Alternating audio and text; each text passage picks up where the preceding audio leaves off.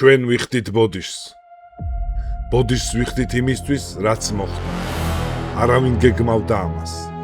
თითოეული ჩვენგანი ბოლომდე ცდილობდა პატიოსნად ეცხოვრა, მაგრამ ზოგჯერ სამყარო უბრალოდ არ გვიტოვებს არჩევანს.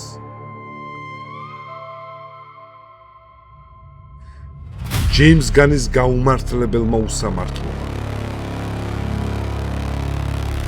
მატეო ბლანკოს შეუჩერებელმა აღვირახსნილმა მექსიკურმა სიფიცხემ ყველანი მიგვიყვანა იმ ზღვართან, რომლის მიღმაც მხოლოდ ბნელი უფსკრულია.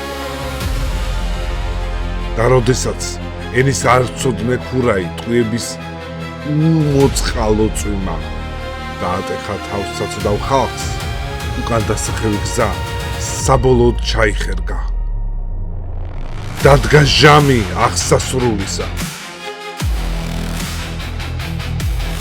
შაბათს 9-დან 11 საათამდე განკითხვის ღამე საეჭვო ვაიდვებზე.